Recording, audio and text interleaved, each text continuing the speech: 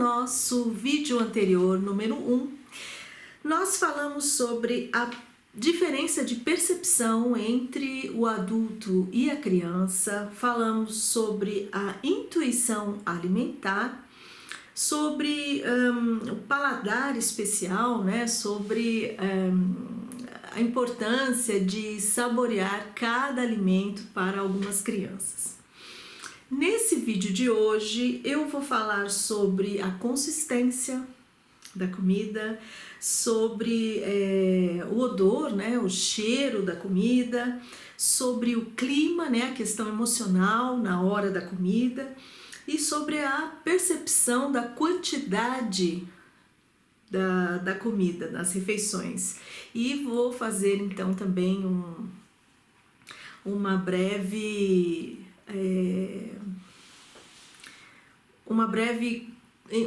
embasamento com a pedagogia Montessori também sobre esse respeito da quantidade da comida, a percepção. Então vamos lá. A consistência da comida. Consistência. A consistência da comida é um fator importante e para algumas crianças decisivo se ela vai comer aquilo ou não. Então, se é uma comida mais pastosa, mais pegajosa, ou então se é líquida, se é completamente líquida ou tem aqueles gominhos, né, por exemplo, um suco de laranja, um suco de mexerica, né, de tangerina, enfim, ou casca, né, a casca de pão, se ela é mais dura, se ela tá murcha, ou aquela borda da pizza, né, como que ela é. Então, tudo isso para a criança é um tema e que tem que ser ouvido e respeitado, tá? Quem trabalha em jardim da infância ou quem tem criança nessa idade, né, tem a questão, por exemplo, do bolo, né? Criança gosta de bolo geralmente seco, né? De bolo sequinho, e o adulto a maioria dos adultos gostam daquele monte de creme, né?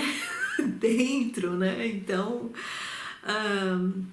é interessante a gente observar isso, né? Quando os pais mandam o bolo, né, de aniversário para as crianças, né? Alguns deles fazem aquele bolo super caprichado com milhões de cremes em cima, embaixo, no meio, e na hora de comer as crianças tiram tudo aquilo e só comem a massa do pão de ló.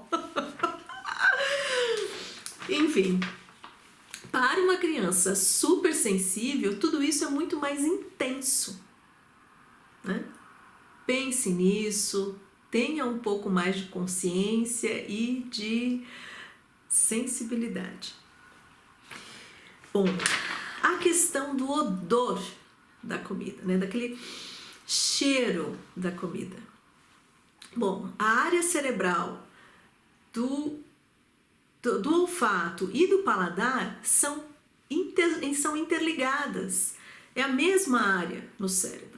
Então o odor, ele é tão importante quanto o paladar, uma coisa tem a ver com a outra, entende? Então, muitas vezes a criança sente o cheiro da comida e ela pode já, ter ojeriza daquilo, não querer aquela comida só pelo odor. E aí vem a mãe ou a avó e fala assim: você não provou, como é que você sabe? Cara, ela não precisa pôr na boca, ela não precisa provar, só do cheiro ela já sabe se ela quer ou se ela não quer. Eu vou contar uma coisa curiosinha, rapidinho. Quando eu recém-chegada na Alemanha, há milhões de anos atrás, eu morei numa casa de alemães e numa casa assim bastante tradicional, onde a avó preparava ela mesma o chucrute, né? E aquilo fresco é um repolho, né, que passa por um processo de fermentação, enfim. Mas quando ele tá fresco, quando ele não passou pelo processo de fermentação ainda, não sei, mas aquilo tem um cheiro.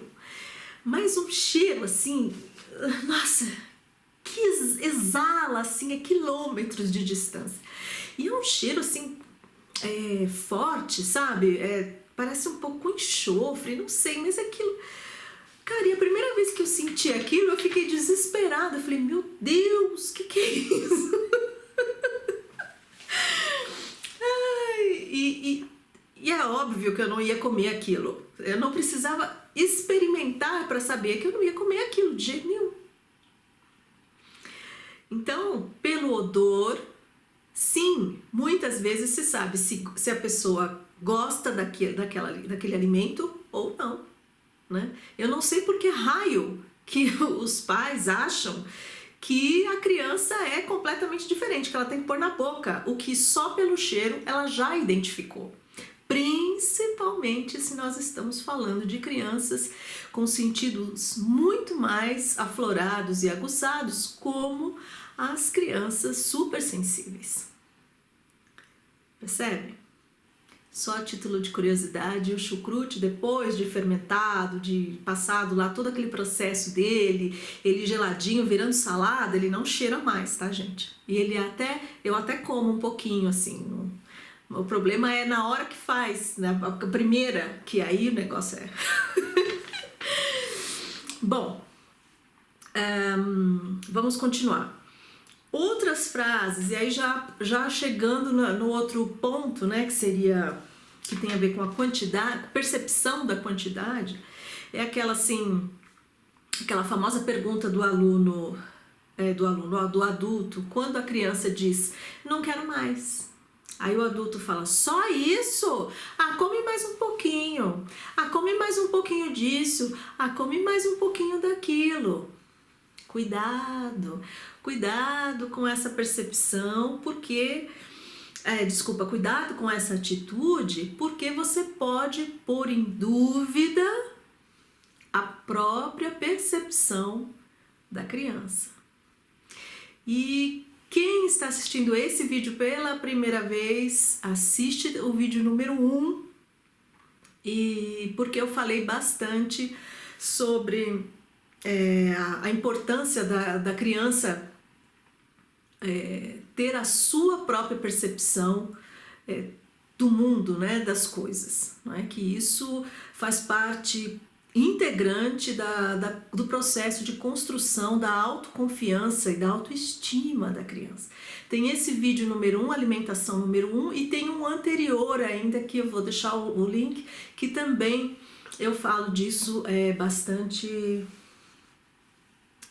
mais explanado, né?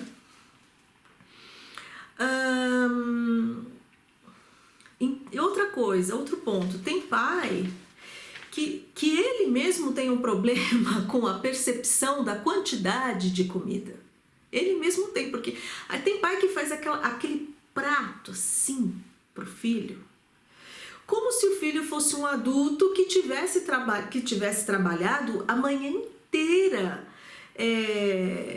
quebrando asfalto de rua ou fazendo um trabalho pesado corporal, gente.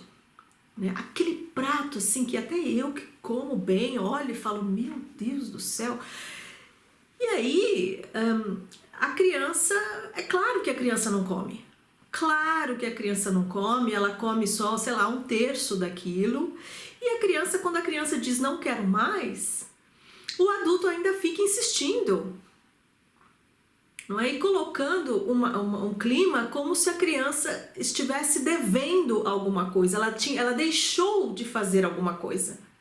Por que você não quer mais? Não, come mais um pouquinho. Ah, só isso que você comeu, cara, o prato assim, ó.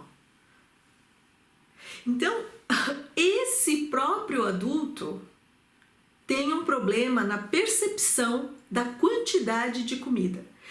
E ele passa essa inabilidade dele, porque é uma inabilidade, tá? Ele passa essa inabilidade dele para a criança. Quantas e quantas vezes a gente já viu isso e quantas vezes vocês adultos mesmos já passaram por isso quando criança? Se não com a mãe, com a avó. Isso é péssimo, péssimo para a percepção da criança. Mas se a criança já viu que ela não quer mais, pronto, acabou. Agora,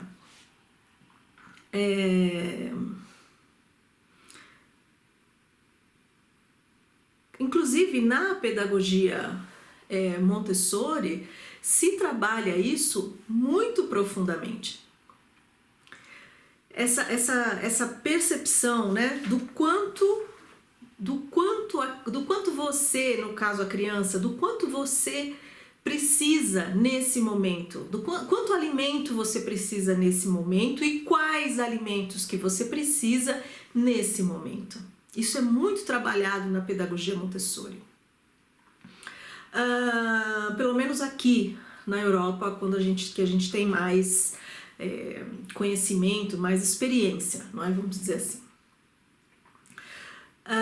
Por falar nisso, eu estou fazendo no Instagram uma série de mini vídeos sobre Montessori e alimentação. Eu vou colocar aqui, né, o endereço do Instagram. Quem se interessar, passa lá, que é uma coisa muito interessante.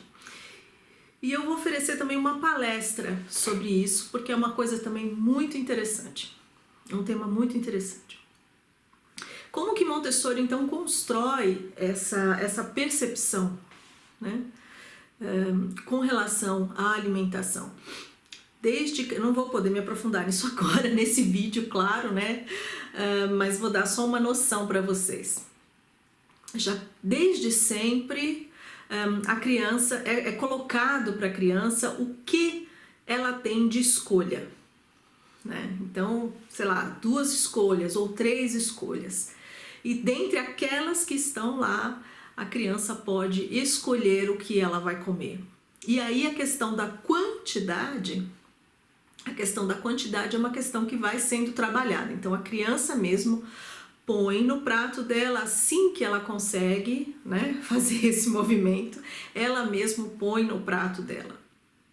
E é claro que nem sempre dá certo, né? Às vezes a criança põe demais, às vezes a criança põe de menos, e o papel do adulto é orientar a criança com relação a essa quantidade, né? Se fazer perceptível essa quantidade. Então, se a criança põe muita comida, né, no final da comida mostrar para ela, né, olha, tinha um pouco mais de arroz do que você realmente estava com fome, né? Então, amanhã, da próxima vez, você, ao invés de pôr tantas colheres, você põe menos colheres. E se você ainda tiver com fome, depois que você tiver comido, você pega mais, você repete. Enfim, e isso dá muito certo, gente, muito certo. Você vê aquelas criancinhas pequenininhas já pensando, né, na quantidade de comida que ela tem, que ela precisa naquele momento. Então, aquele toquinho já falando, hoje eu não tô com tanta fome disso. Ai, hoje eu tô com muita fome disso aqui, né? É uma coisa, e tem o controle de grupo, é claro, né? Se você tá numa creche, no jardim da infância, tudo isso, essa dinâmica é muito interessante. E o que fica para nós aqui desse vídeo é a importância dessa percepção.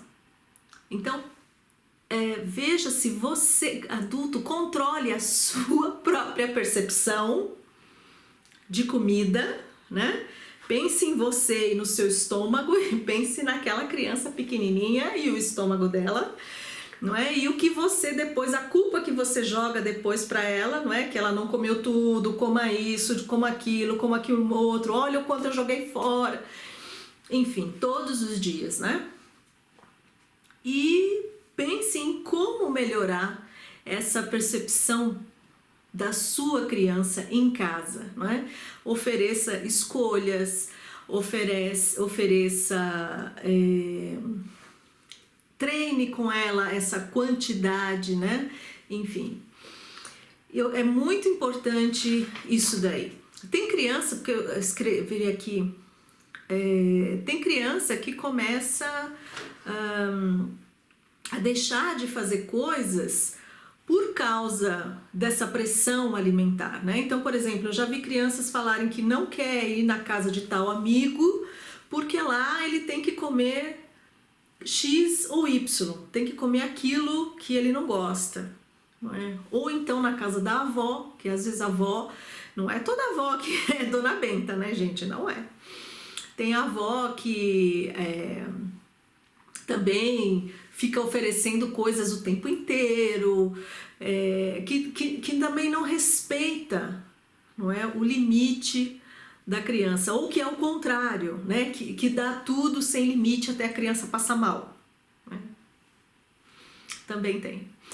E tem, pra gente fechar aqui, a criança super sensível, ela leva tudo isso mais intensamente, significa que o seu cuidado tem que ser na proporção da sensibilidade da sua criança. E deixa aqui o seu like já e comente, gente, comente, deixa aqui o seu comentáriozinho, qual foi a sua experiência de criança, qual a experiência do seu filho, em qual aspecto, deixa aqui o seu comentário, beijos e até a próxima!